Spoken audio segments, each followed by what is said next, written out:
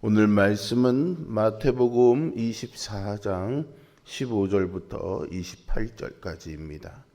마태복음 24장 15절부터 28절입니다.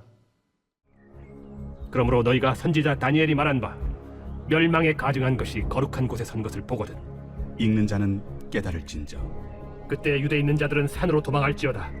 지붕 위에 있는 자는 집 안에 있는 물건을 가지러 내려가지 말며 밭에 있는 자는 겉옷을 가지러 뒤로 돌이키지 말지어다. 그날에는 아이벤 자들과 젖 먹이는 자들에게 화가 있으리로다. 너희가 도망하는 일이 겨울에나 안식일에 되지 않도록 기도하라. 이는 그때 큰 환난이 있겠음이라. 창세로부터 지금까지 이런 환난이 없었고 후에도 없으리라. 그날들을 감하지 아니하면 모든 육체가 구원을 얻지 못할 것이나 그러나 택하신 자들을 위하여 그날들을 감하시리라. 그때 사람이 너희에게 말하되 보라 그리스도가 여기 있다 혹은 저기 있다 하여도 믿지 말라. 거짓 그리스도들과 거짓 선지자들이 일어나 큰 표적과 기사를 보여 할 수만 있으면 택하신 자들도 미혹하리라. 보라 내가 너희에게 미리 말하였노라. 그러면 사람들이 너희에게 말하되 보라 그리스도가 광야에 있다 하여도 나가지 말고 보라 골방에 있다 하여도 믿지 말라. 번개가 동편에서 나서 서편까지 번쩍임같이 인자의 맘도 그러하리라. 주검이 있는 곳에는 독수리들이 모일 것이니라. 아멘. 마태복음 24장의 감람산 강화는 오늘 본문에서도 계속되고 있습니다. 예수님은 일반적인 종말의 징조를 넘어 예루살렘의 멸망이라는 구체적인 역사적 사건과 우주적 종말을 중첩시켜서 경고하고 있습니다. 예수님은 제자들에게 마지막 때에 일어날 일들을 구체적으로 말씀해 주시죠. 성전의 무너짐, 큰 환란, 거짓 그리스도와 거짓 선지자들, 번개같이 임하실 인자의 오심까지 말씀하십니다. 오늘 본문은 1차적으로는 주후 70년 로마 군대에 의한 끔찍한 예루살렘 성전 파괴를 가리키며 궁극적으로는 마지막 때에 적그리스도가 교회를 핍박할 대환란에 대한 예표입니다. 이 말씀은 마지막 날을 향해 가는 지금 우리의 신앙을 점검하게 합니다. 우리는 어떤 믿음의 자세로 이 징조들 속에서 살아가야 할까요? 오늘 말씀을 통해 환난과 미혹의 시대를 살아가는 성도의 참된 분별력과 신앙의 자세를 살펴보겠습니다. 예수님은 15절에서 다니엘 선지자의 예언대로 멸망에 가증한 것이 거룩한 곳에 서는 때가 온다고 말씀하십니다. 겉으로는 성전이 여전히 건재하지만 그 안에서 하나님을 거스르는 일이 일어나면 이미 심판이 시작되었다는 의미입니다. 예수님은 그때가 되면 유대에 있는 자들은 산으로 도망가고 지붕에 있는 사람이나 밭에 있는 사람은 집안의 소유를 챙기러 내려가지 말라고 하십니다. 예수님 당시에 건물은 지붕이 평평하고 계단을 통해서 외부와 연결되어 있었습니다. 그러니까 이 말씀은 물건을 가지러 잠깐 집에 들어가거나 겉옷을 가지러 가는 그런 짧은 시간조차 허락되지 않은 긴급한 상황에 대한 것이지만 더욱 중요한 것은 자기 소유물에 대해 집착하거나 마음을 빼앗기지 말 것에 대해서 경고하고 있는 것입니다. 멸망할 소돔성에 미련을 두고 뒤를 돌아보았던 롯의 아내처럼 세상의 소유에 마음을 빼앗긴 자는 심판의 날에 구원을 얻을 수 없습니다. 중요한 것은 그런 일들이 일어날 때 말씀을 기억하고 즉시 순종하는 것입니다. 실제로 예수님의 이 말씀을 기억한 초대교회 성도들은 성전이 파괴될 때 예루살렘을 빠져나와 요단강 건너편의 이방 지역인 펠라 산지로 도망하여 목숨을 건졌습니다. 당시 거짓 선지자들은 하나님이 거하시는 성전은 절대 무너지지 않는다며 결사항전을 선포했지만 결국 예수님의 이 말씀을 기억하고 순종한 이들만 구원을 받았습니다. 우리에게도 이런 결단이 필요합니다. 더 지키고 싶은 자리, 붙잡고 싶은 것이 있겠지만 하나님이 내려놓으라, 방향을 바꾸라 말씀하실 때가 있습니다. 그때 머뭇거리며 겉옷을 챙기듯 이것저것 계산하다 보면 더 큰 영적 위험에 노출될 수 있습니다. 마지막 때를 살아가는 성도는 징조에 휘둘리는 것이 아니라 징조를 통해 말씀을 기억하고 지체하지 않고 순종하는 사람입니다. 오늘도 주님이 주시는 마음에 즉시 순종하는 그런 성도로 살아가시기 바랍니다. 예수님은 마지막 때 크고 고통스러운 환란을 예고하시면서 젖먹이는 자들의 고통에 대해서 말씀하십니다. 이 말씀은 임산부나 수유부에게 하나님의 저주가 임한다는 뜻이 아니겠죠. 무거운 몸으로 도망쳐야 하는 자들의 고통을 통해 심판의 날이 절대 낭만적이거나 쉽게 피할 수 있는 날이 아님을 뼛속 깊이 새기도록 하십니다. 또 안식일이나 겨울에 이 일이 일어나지 않도록 기도하라고 하시죠. 팔레스타인의 겨울은 우기입니다. 비가 많이 와서 길이 진흙탕이 되고 강물이 불어나 도망치기 매우 어렵습니다. 안식일에는 유대주의자들에 의해 성문이 닫히거나 이동 거리가 율법에 의해서 제한되어서 도망치는 것 자체가 율법을 어기는 것으로 간주되어 동족들에게 공격받을 위험이 컸습니다. 그러나 택하신 자들을 위하여 하나님이 그 환란의 날을 줄일 것이라고 하십니다.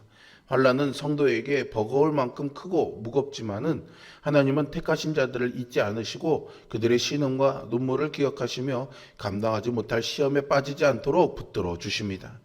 심판의 날과 시간은 하나님의 작정 속에 있지만 성도는 그 환란의 때에 극한의 어려움이 겹치지 않도록 하나님의 긍휼과 자비를 구해야 할 당위성이 여기에 있습니다. 심판 중에도 하나님의 자비하심에 기대어 기도하는 것, 이것이 환란을 통과하는 성도의 유일한 무기이자 마땅한 본분입니다.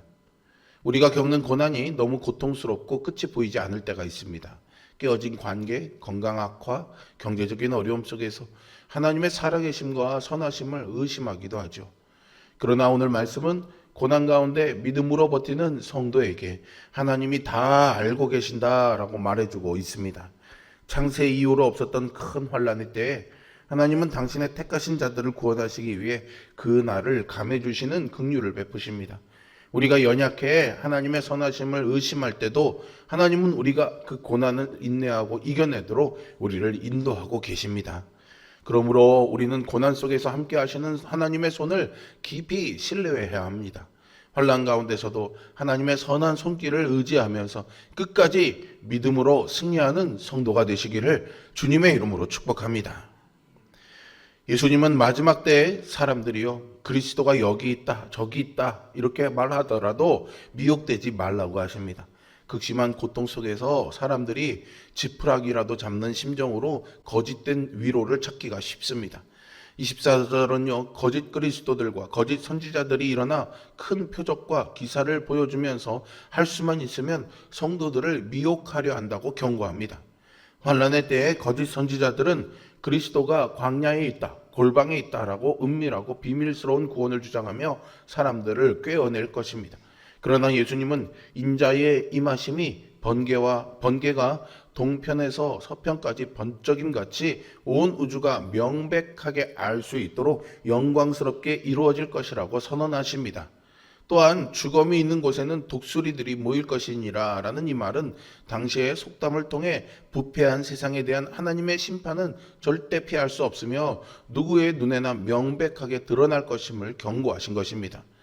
주님의 재림은 일부의 소수만 하는 비밀 집회, 특정한 장소에서 경험하는 특별한 영적 체험이 아닙니다. 재림은 소수만 하는 은밀한 사건이 아니라 온 세상이 동시에 목격할 공개적인 우주적 사건입니다.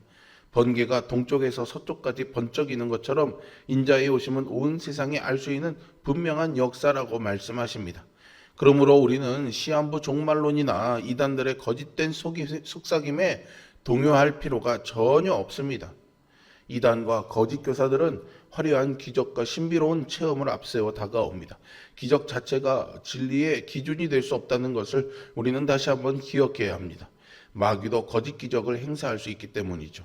성도는 눈에 보이는 표적이나 자극적인 감정적 체험에 흔들리지 말고 기록된 하나님의 진리의 말씀 위에 굳게 서서 분별력을 지켜내야 합니다.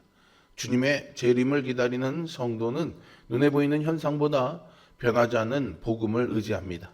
말씀 속에서 예수 그리스도를 굳게 붙들고 성령 안에서 분별력을 구하며 견고하게 믿음의 자리를 지켜나가십시오. 거짓에 휘둘리지 않는 믿음으로 참되신 주님의 오심을 소망 가운데 준비하며 살아가시기를 소망합니다. 주 70년 예루살렘의 멸망은 예수님의 말씀대로 역사 속에서 문자 그대로 성취되었음고 이후에 다가올 최후의 심판의 확실성을 우리에게 보여주는 두려운 표적입니다. 세상은 점점 더 불안하고 예측할 수 없는 방향으로 흘러가지만 주님은 모든 것을 아시고 우리에게 두려워하지 말고 깨어있으라 말씀하십니다. 여러분, 무너질 세상의 소유와 물질에 대한 헛된 미련을 버리십시오. 또 큰 환난과 미혹이 다가올 때 화려한 기적이나 사람의 말에 흔들리지 마십시오. 번개처럼 영광스럽고 명백하게 다시 오실 만왕의 왕 예수 그리스도를 온전히 소망하면서 마지막 때의 징조 앞에서 말씀에 귀 기울이며 즉시 순종하는 성도, 환난 가운데서도 하나님을 신뢰하며 견디는 성도, 거짓 그리스도와 혼란한 소문 속에서도 말씀을 의지하여 오늘 우리에게 주어진 일상의 자리에서 흔들림 없이 믿음의 길을 걸어가는 복된 성도가 되는 우리 모두이기를 주님의 이름으로 축복합니다. 기도하겠습니다.